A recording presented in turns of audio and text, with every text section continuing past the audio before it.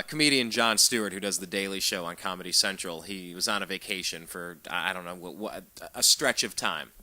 He comes back after the World Cup was won by Germany and after, of course, what happened in the sports world last week. And Jon Stewart says, you know, I don't get it. I go on vacation for a little while, come back, and the world is so out of control right now that the two happiest places on earth are Germany and Cleveland. You know, well, you don't think happy when you think of Germans, and you don't think of happy when you think of Cleveland. You just don't. And I thought it just kind of summed it up really nicely. It was hilarious. I'm not a big Jon Stewart fan, but that is a funny line. That's a good line. And by the way, congratulations, both of us former fellow Clevelanders. We got LeBron James back, who, by the way, is Jewish. You didn't know that, did you? King James. I see what you did there. But yeah. Thank you. I'll be here all night. We got LeBron James. We got LeBron James back. You got the RNC over at Dallas. The two finalists were Dallas-Fort Worth versus Cleveland. You got the RNC, which is going to bring a lot of commerce and business and notoriety to Cleveland. You've got 4 first-round draft choices and a German coach for the Cavaliers. David Blatt. The Indians are one of 2 of the hottest teams in the American League. And you got Johnny Football with the Browns. Things are looking up for old Cleveland. I know. It's, and I wanted to talk about it. I mean, it's bigger than a sports story. And that's what I wanted to get to with it, because it's kind of a redemption. It's kind of a going back to fix what needs fixing. And I think that's what this country, we look to our sports and we look to our movies and our entertainment. We look for maybe not something to emulate, but we look for something to, I don't know, just add an extra layer of motivation, add an extra layer of inspiration. And did you have a chance to read the entire article that LeBron wrote in Sports Illustrated? No, sir. I've seen excerpts. I have not read the whole thing. I'll tell you what. Read it. You gotta read it. It brought tears to my eyes multiple times last week. Really? What did he say in a nutshell? Can you give your listeners I have a it. 30-second I have it right. I have it right in front of me. And you know what? I will skip a couple parts, but I'm going to tear through this because I think it's bigger than just a sports story. LeBron says, before anyone ever cared where I would play basketball, I was a kid from Northeast Ohio. It's where I walked. It's where I ran. It's where I cried. It's where I bled. It holds a special place in my heart. People there have seen me grow up. I sometimes feel like I'm their son. Their passion can be overwhelming, but it drives me. I want to give them hope when I can. I want to inspire them when I can. My relationship with Northeast Ohio is bigger than basketball. I didn't realize that 4 years ago. I do now. Remember when I was sitting up there at the Boys and Girls Club in 2010? I was thinking, this is really tough. I could feel it. I was leaving something I'd spent a long time creating. If I had it to do it all over again, I'd obviously do things differently, but I'd still have left. Miami for me has almost been like college for other kids. These past 4 years helped raise me into who I am. I became a better player and a better man. I learned from a franchise that had been where I wanted to go. I will always think of Miami as my second home. Without the experiences I had there, I wouldn't be able to do what I'm doing today. I'm skipping a couple parts here. When I left Cleveland, I was on a mission. I was seeking championships, and we won too. But Miami already knew that feeling. Our city hasn't had that feeling in a long, long, long time. My goal is still to win as many titles as possible, no question. But what's most important for me is bringing back one trophy to Northeast Ohio.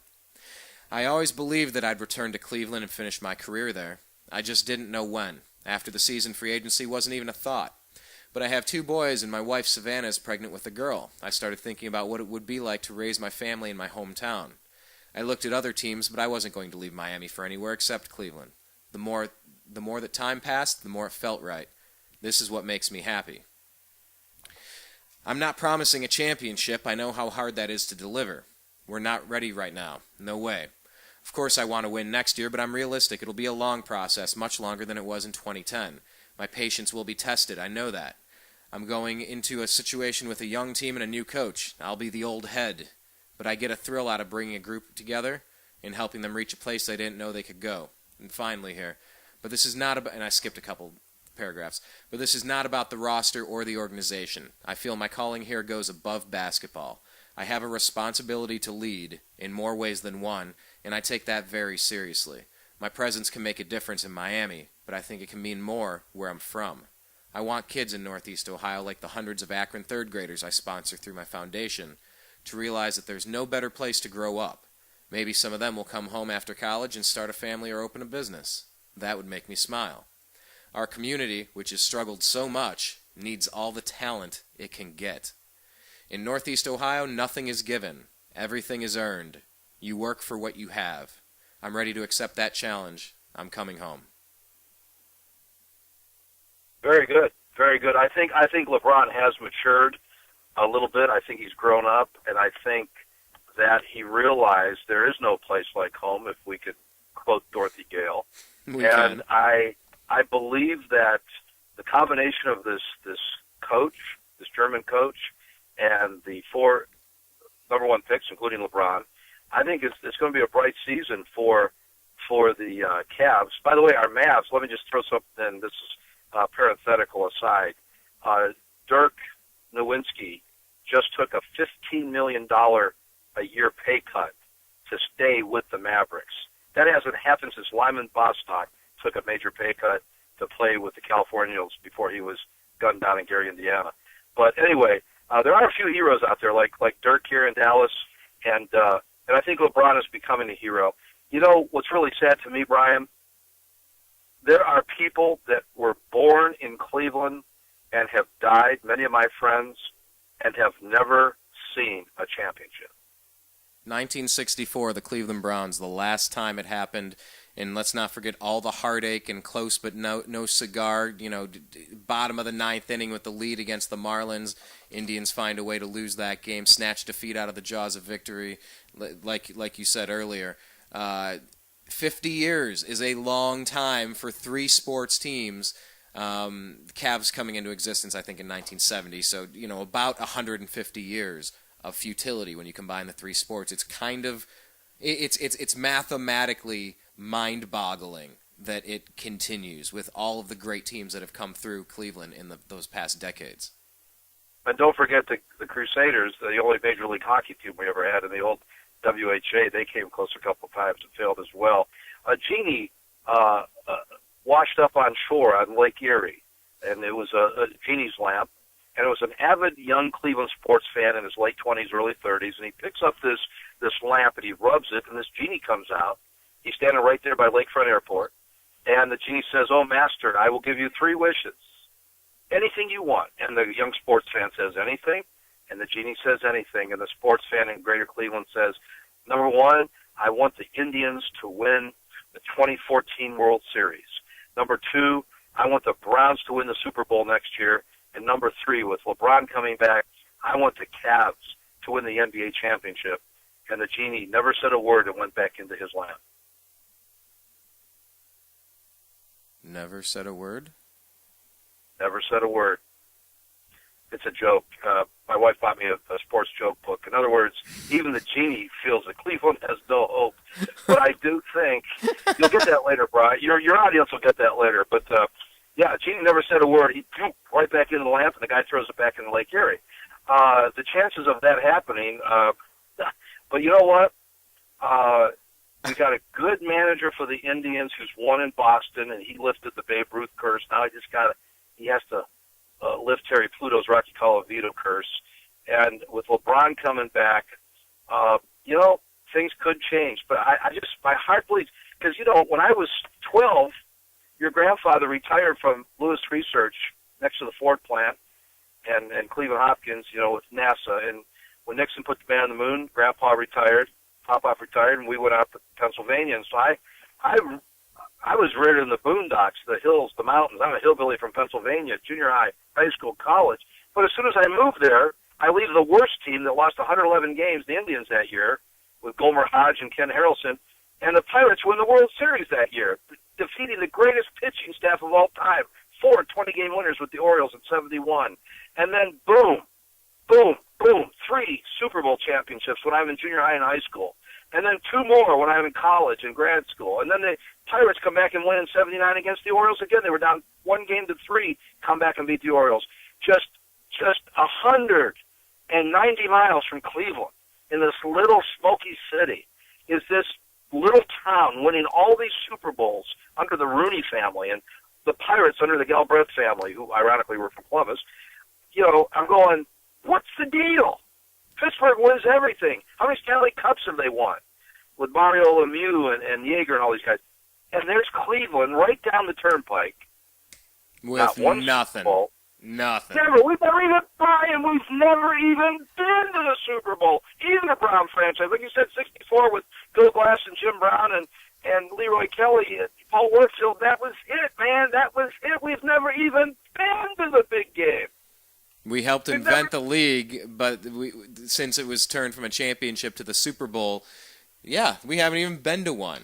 It's kind of unbelievable. It's statistically mind-boggling that the Do you Indians. believe in curses? Do you think Cleveland sports are cursed?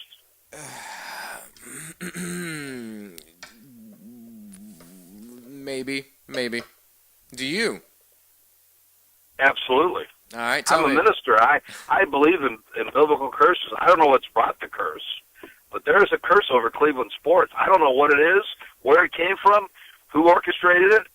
Maybe it was Trader Lane for getting rid of Rocky. I don't know, but there's a curse over Cleveland sports. There's got to be. You forgot, how about the NBA under Bill Fitch? I mean, we almost went all the way, you know, with the what was it, the 76 Cavaliers, and they fell short. I mean, just disappointing. Red Wright with, against Oakland, and some of these before your time, and was it Biner's fumble, the phantom fumble, and then there was John Elway's 98-yard drive, and it was Michael Jordan hanging in midair, scratching his side, looking out, saying hi to somebody in the stands, and while Craig Elo went down in slow motion, he just calmly shot the shot and beat the Cavs and pumped his fist, and I want to be like Mike, I want to be like Mike. And that's the thing that we see when Gatorade and Michael Jordan are the thing to watch. We're the laughing stock that's losing that game in his highlight reel. Yeah, and you see the Indians with Jim Thome, with Manny Ramirez, with Kenny Lofton, Carlos Baerga, Albert Bell, go through those amazing Indians teams. Never won a championship. Went to 2, lost 2. And in what was it, 2007, when we were up 3-1 against the Red Sox and had a really great team, and they came back and beat us and smoked the Rockies like we would have. We have been the closest thing to cursed that I've ever seen this side of the Chicago Cubs. If you pick one franchise, I don't care. That doesn't count because they had Jordan, they had the Bears, they've had the Blackhawks, they've had championships, so it's not as important to me. But do you think it's the Curse of Rocky Colavito? Well, that's what. By the way, one of the greatest sports writers of all time, not only in Cleveland but around the world. That's what Terry Pluto said, and we had a long conversation after I read his great book. I called him up, and we had a lengthy conversation, and he thinks it might be. And I said, well, you forgot this and that. And he goes, Bruce, I could only put so many depressing things in that book. Every Cleveland Indian fan has got to go to the half-price books and get The Curse of Rocky Colavito. Many Indian fans feel that there was a curse put on by somebody on the Cleveland Indian Baseball Club for unloading the Joe DiMaggio of Cleveland, i.e. Rocky Colavito, our all-star right fielder who had 4 home runs in one game, by the way, and won the tied for the home run crown 59, for a washed-up, pot-bellied Harvey Key. Resembles me a great deal. Ball-headed, at the end of his career, a single slap hitter, and then the audacity of Frank Lang to say, I traded a hamburger for a steak. I think it was the other way around. And he also traded Norm Cash and and Roger Maris around the same exact time. Maris goes over and wins 2 MVPs, hits 61 home runs. Norm Cash hits 363 with Rocky in the lineup, and he and Kaline, the 3 of them, almost win the pennant. And so many Indian fans feel that might be the curse, but it does not explain the curse upon the Browns and the Cavs, right? That doesn't explain those. I mean, Art Modell took our freaking team. All the things we're talking about, our franchise was stolen. And it's been in such disarray when it came back, sometimes you just almost wish it had never come back. Because it's been that miserable being a fan over the past 15 years or so. No, Colavito doesn't explain that. It doesn't explain, I mean, Tim McCarver always saying the mistake by the lake while we're there in the World Series. It's like, are you kidding me, pal? Really? You better not go out tonight. Don't venture out of your awesome press booth and your swanky Ritz-Carlton room. I don't think the folks are going to really dig you tonight, tearing us apart on a national stage. And that's kind of what LeBron got hammered the most for. It was of course what he did, but it was the way that he did it. It was not telling somebody, listen, I think we're going to have to go different directions and have a divorce. I have to do this, and I apologize. And there's gonna be a lot of mixed feelings, but this is something I need to do for me. I'm sorry this couldn't work out better. This was the decision, like dancing over our broken body.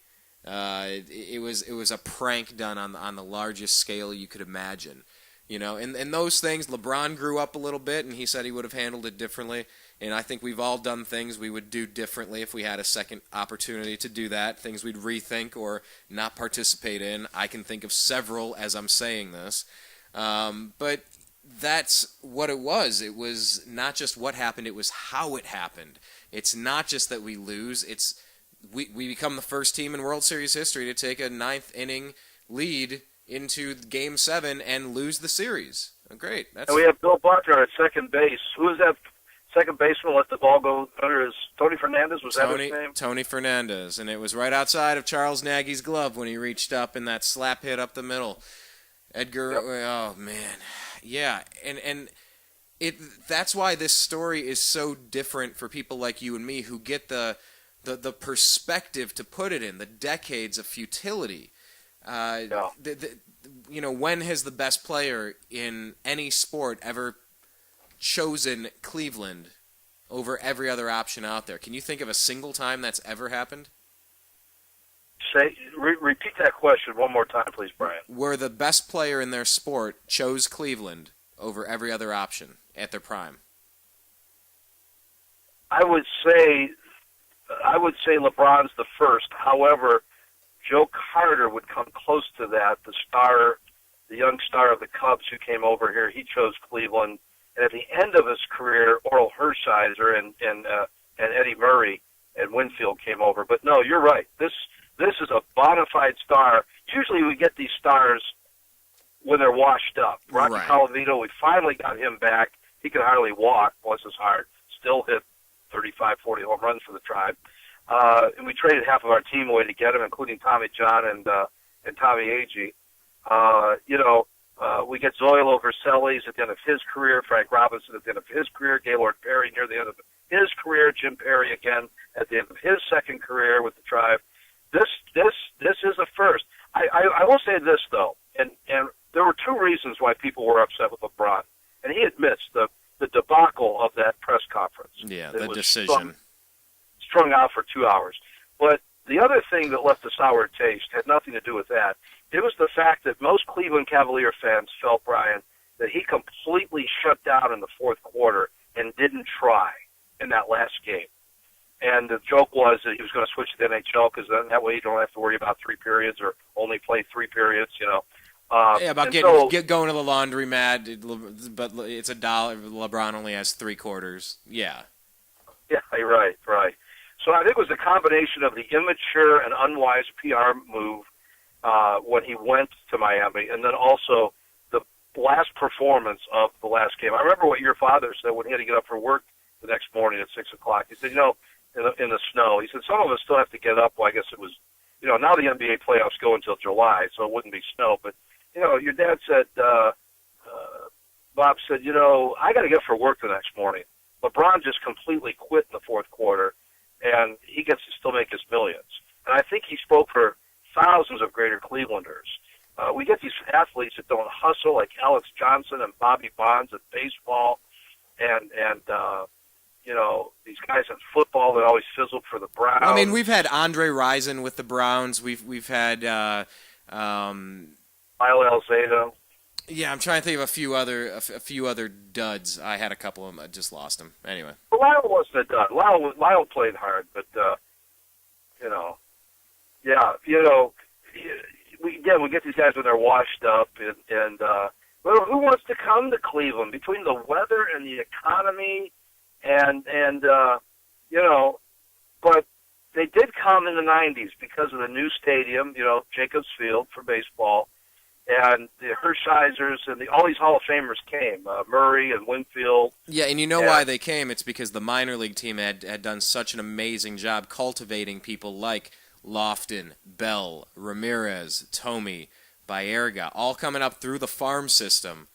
So it was like, and that's what you have. When you have a core, when you have LeBron and Kyrie, then you'll see people like Mike Miller and maybe Ray Allen sign with the Cavs. And that's what it was. The Hershisers, the Eddie Murrays, the Dave Winfields. Yeah, they'll come sign. Whatever. Let's try to get another title. I'll be a solid bat and a stable clubhouse influence. This is a team of youngsters. But they did it right. They built it, you know, for a decade and a half of dominance. Well, that's what you have to do, and that's what the Indians didn't do for 30 years. They finally did it in the late 80s and 90s. You build a major league successful franchise through the farm system, and you build the NBA team through the first-round draft choices, like you aptly put it, which is what they've done. I remember in the olden days, you know, going back to the Indians for a second, we had two stars in 70, 71, and 72. Well, Ray Fosse, but we had two real big stars, and that was Greg Nettles and Chris Chambliss in two separate trades. And we had a good pitcher named Dick Tidrow. We traded Tidrow and Chambliss and Nettles in two different trades to the Yankees, and then Gabe Paul leaves the Indians and goes over with Steinbrenner, who's a Clevelander, to the Yankees, and they probably win World Series after World Series, and 90% of their players were former Indians, Oscar Gamble, Fred Stanley. And the joke was that the Indians had become the AAA farm team for the world champion Yankees. But I think it's going to be different with the Cavs. I think that LeBron will attract talent and top-notch people. You know, let's not forget the general manager who was enough of a man to say, LeBron and I had our differences. I burned his jersey. I put out some negative T-shirts.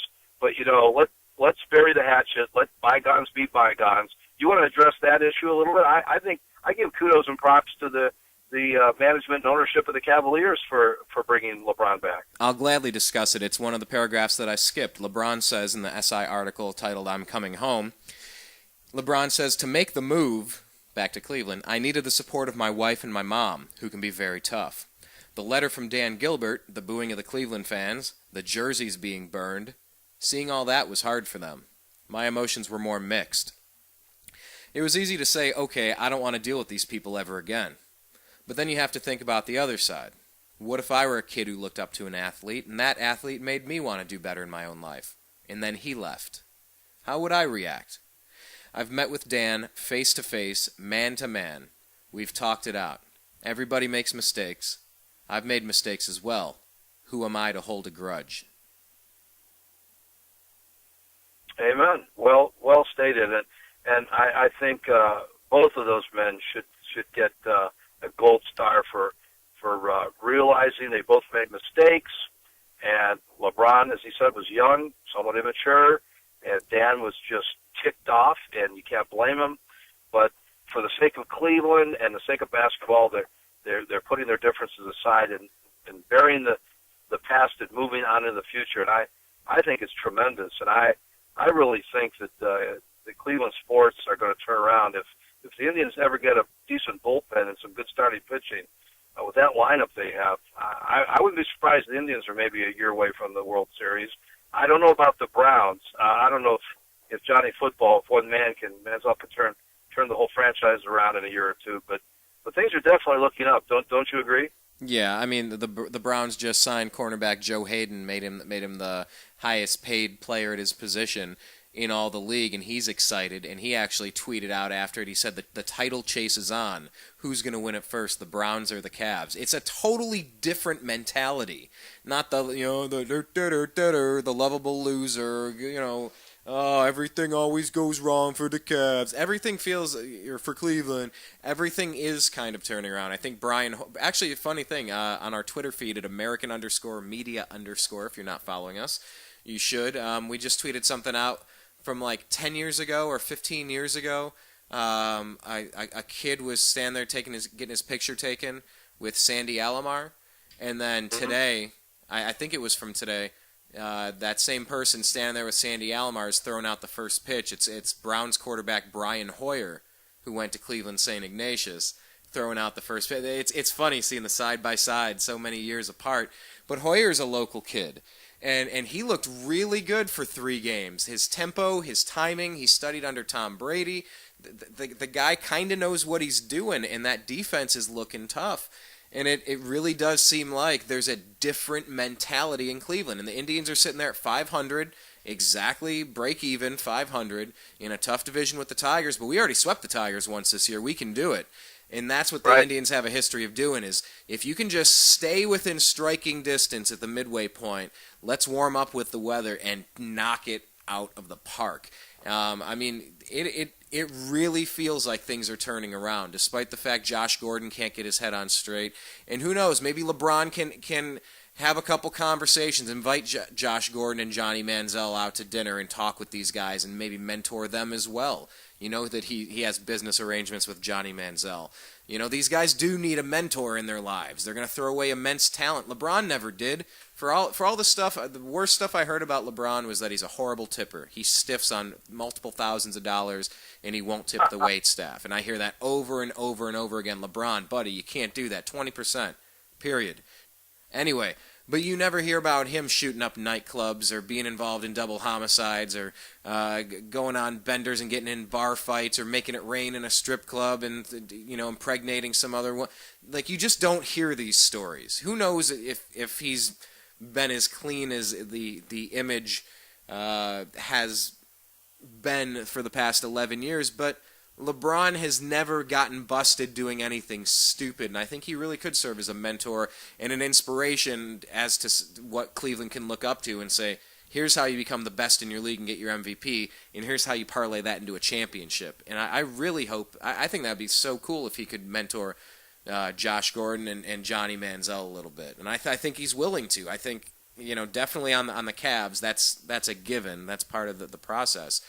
But his unique relationship with Johnny Manziel, I see him being a father figure. 11 years into the league, at the prime of his career, it's going to be where it's at, and at some point it's going to start tailing off. I think LeBron is thinking legacy, and I think he does want to try to impact as many people around him as possible. Andre Thornton, my friend, did that with Albert Bell, although Andre, at that time, the all-time home run leader for the Indians, was retired. There's no question that a father figure or a mentor or a chaplain-type figure can make a difference. And you know, because I used to come in and work with your football team, and you guys at one time were ranked number 1 in the state or number 2. And, you know, winning is contagious. That little feeble motivational speaker couldn't get the point across in the natural with Robert Redford, but it's so true, because when I moved to Cleveland and then I got to cover the Pirates and the Steelers, there was, you know, the Pirates started winning divisions and pennants and World Series, and that kind of tipped over into the Steeler locker room. Well, next thing you know, they've won 3 Super Bowls out of nowhere. You know, I mean, in the 50s and early 60s, the Steelers were the dregs of the NFL.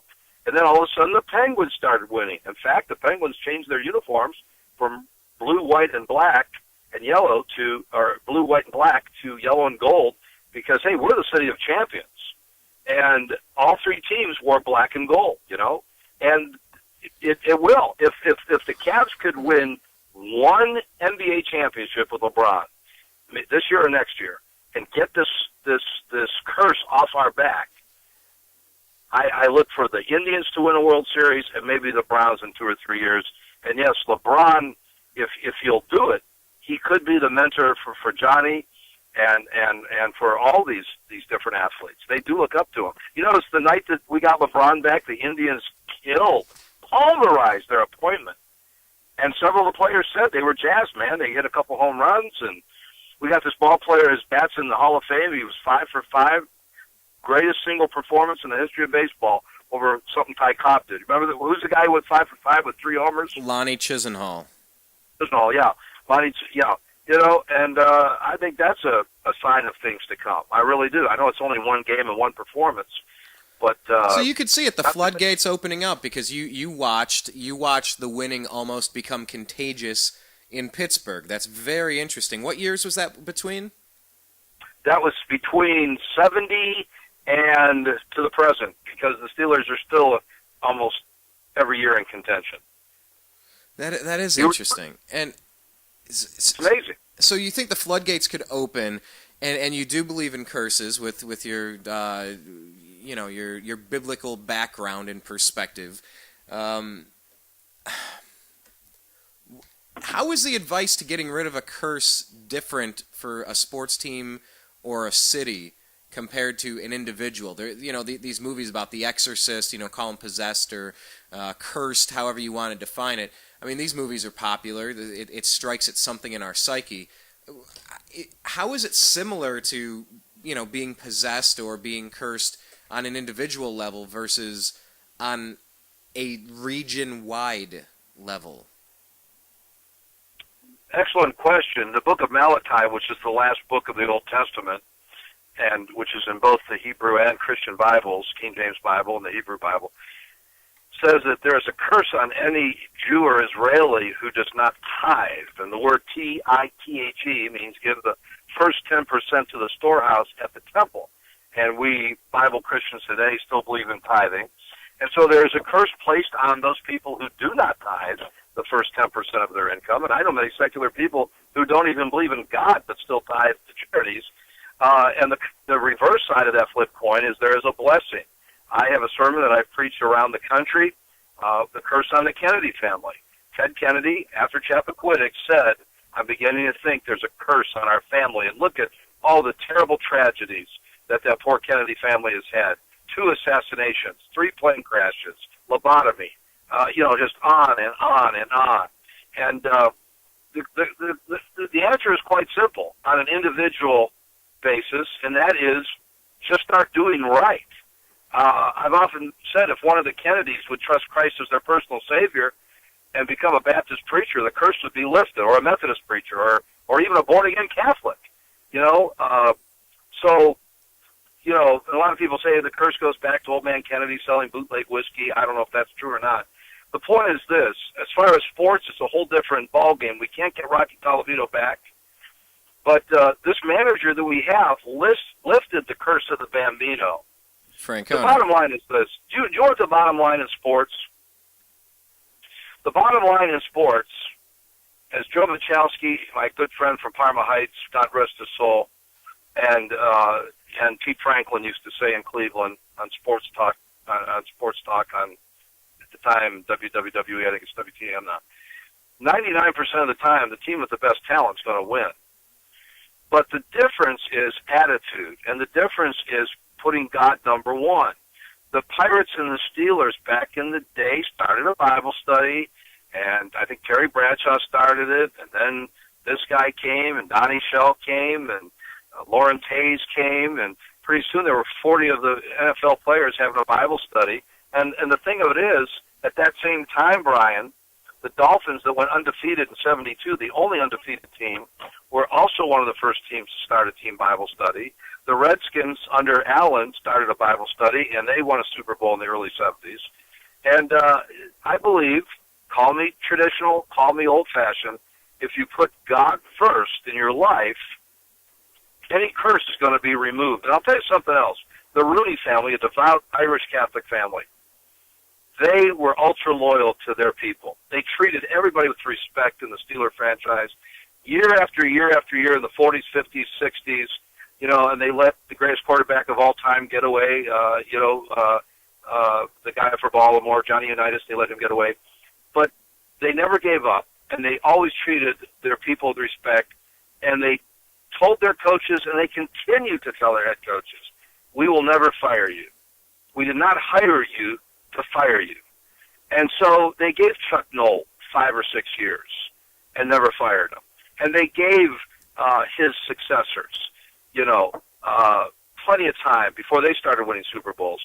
Whereas the Indians and the Browns and the Cavs, every other year they're reshuffling the deck and trading and getting rid of this coach or firing this manager. You can't do that. You got to give the guy 5, 6, 7 years. Give him a try. We did that with Hargrove, and it produced 2 pennants. And so the Rooney family, class act, Bible studies in the locker room, putting God first, and what they have 6 Super Bowl rings, the Steelers. Way more than us. I'll double check. Something like that. My buddy Clint could tell me. Cowboys have 7, the Steelers have 6, and I think the 49ers have 4.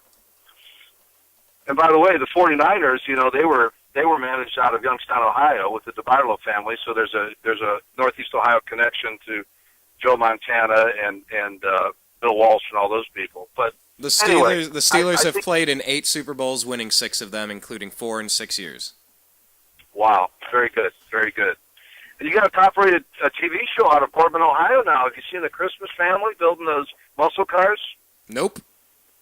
That's the new big reality show, the Christmas Brothers out of Boardman, Ohio. I like that salvage dogs. They go into old mills and taking all this stuff and repurposing them. I dig that stuff.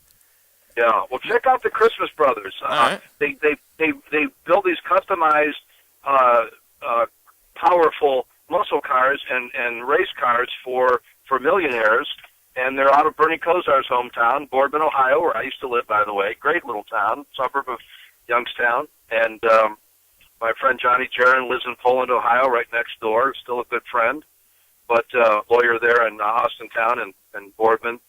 But the Christmas Brothers. Check out they could be the next Duck family. I will check out the Christmas Brothers, but just final point on the Steelers. I just want to say that I'll always respect the Steelers and the Rooney management specifically, because when Art Modell was trying to take the team away, and all the owners voted to support him because they saw their own personal interest in the future. Well, what if I want to make more money one day? I better vote for him, or I'm going to get blackballed too. The Rooneys, I believe, are the only family and only franchise that stood up and voted against it and said this is wrong.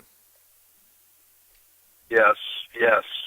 Yeah, very class act, very loyal. Old man Art Rooney used to walk to work every day. Multi-millionaire, never flaunted it.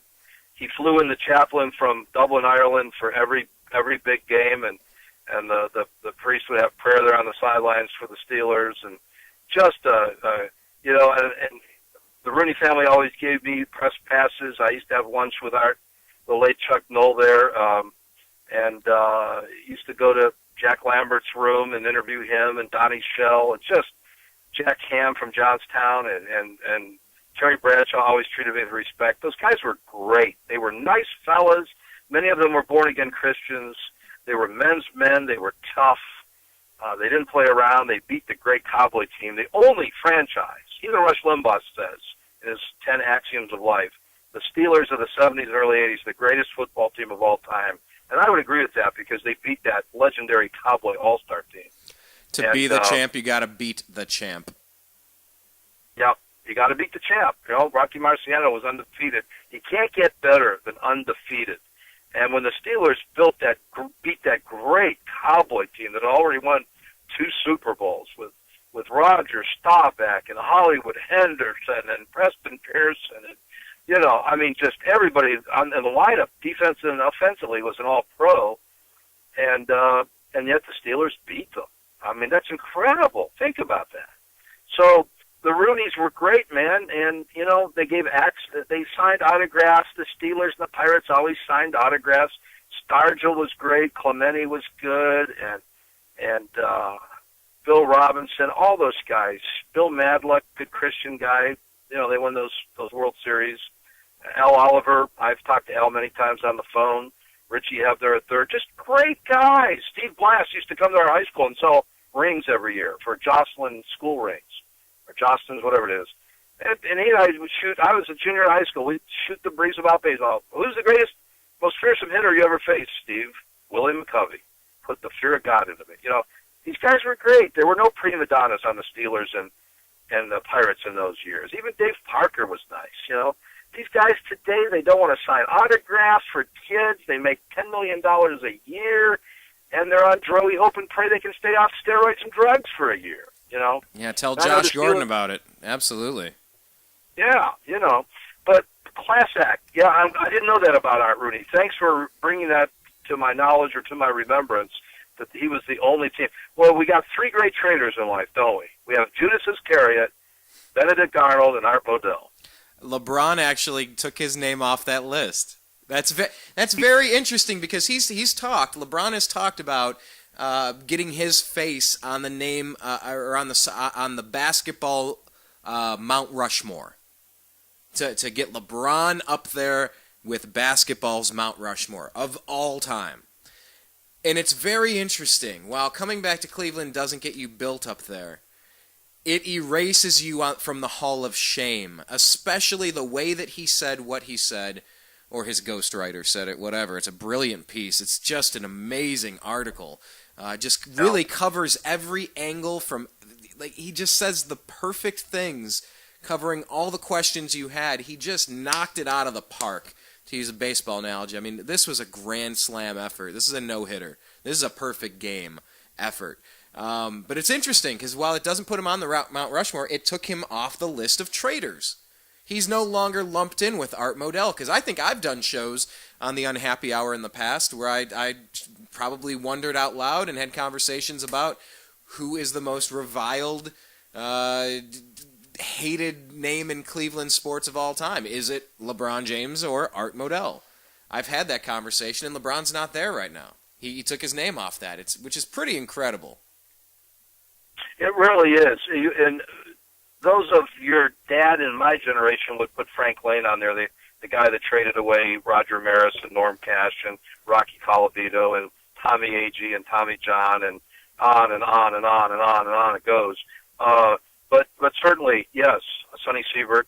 But certainly that short list of Frank Trader Lane, Art Modell, and LeBron James. LeBron is off of it. This has been an act of penance for him, not only coming home in the form of a reunion and a homecoming to greater Cleveland and northeast Ohio and the Akron-Canton area where he hailed from, but it's an act of penance on his part. It's almost quasi-religious.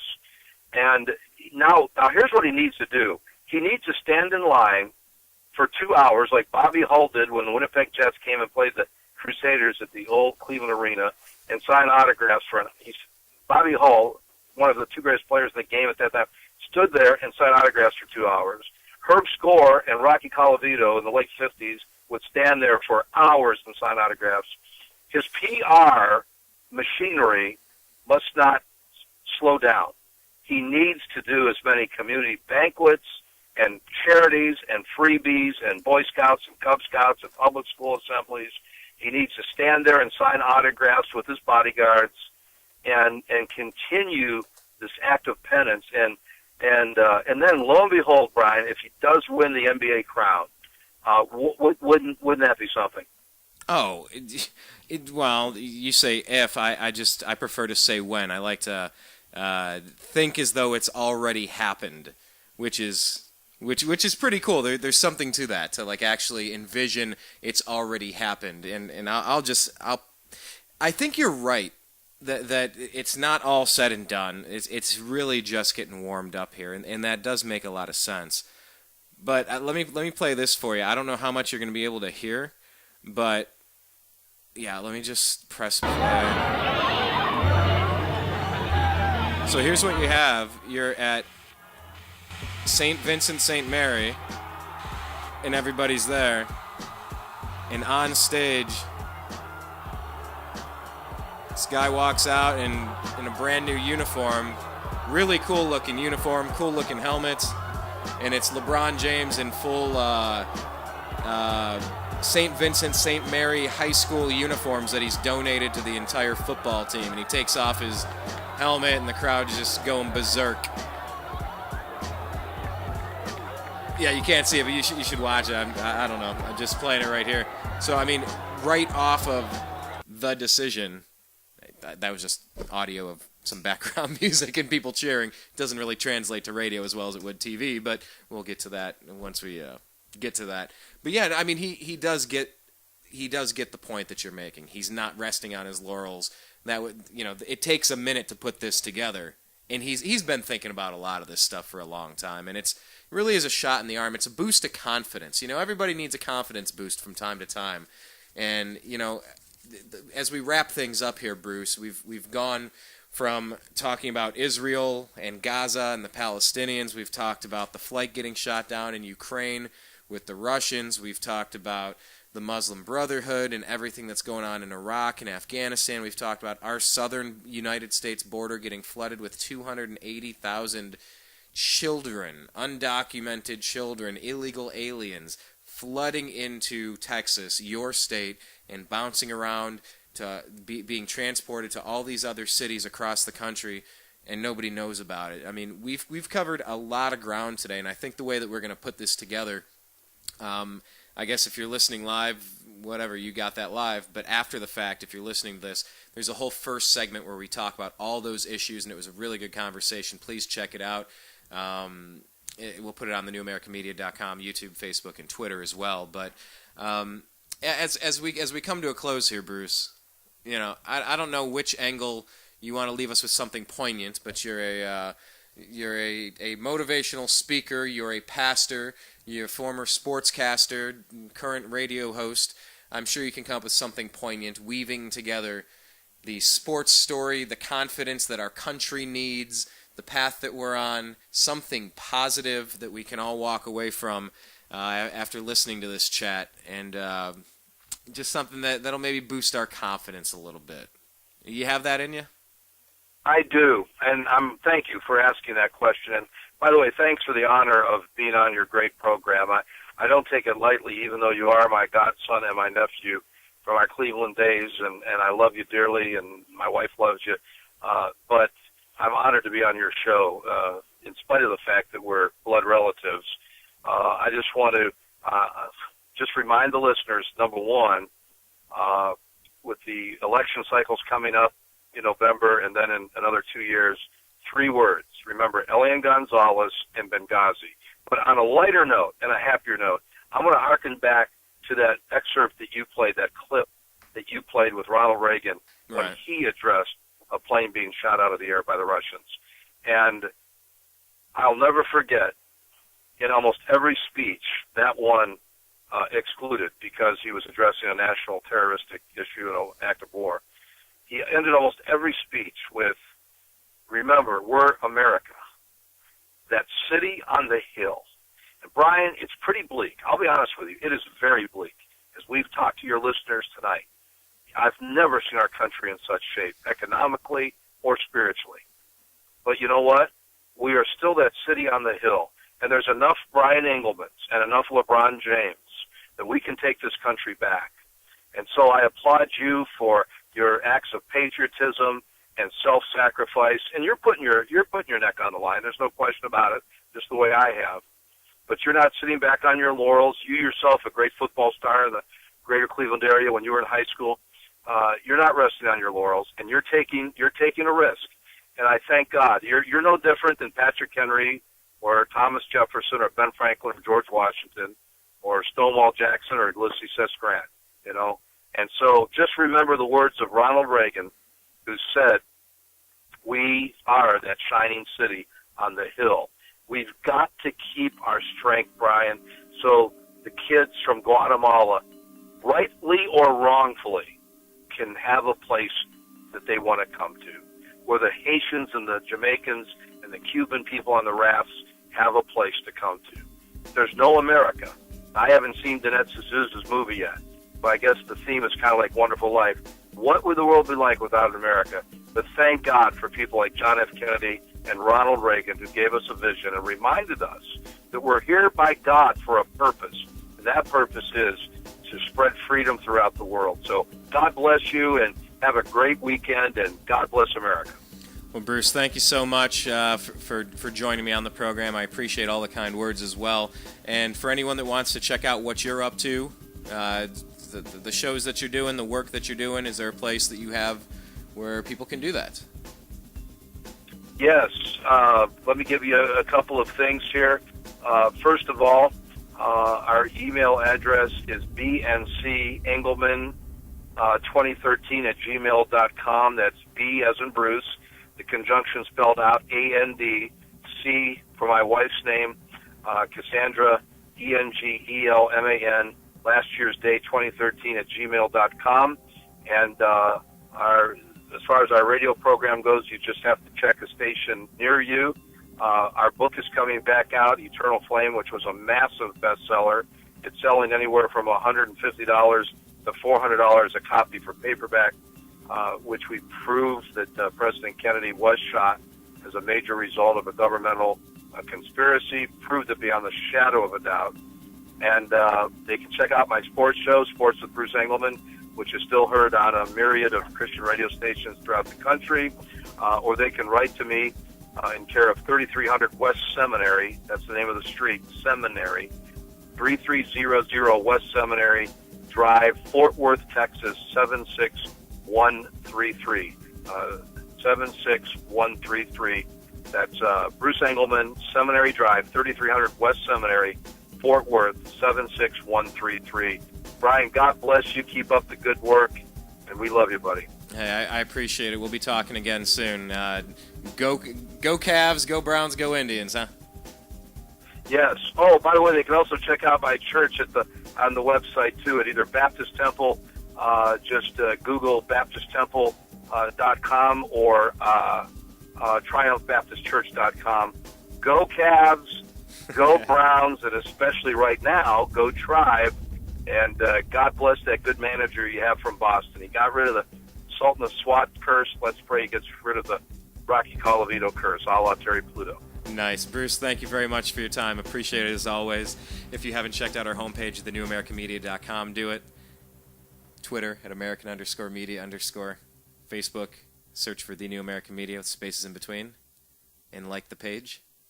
And also, subscribe to our YouTube channel, youtube.com/The New American Media. Thank you so much for listening. I appreciate each and every one of you. Peace. Your guide to the truth, thenewamericanmedia.com.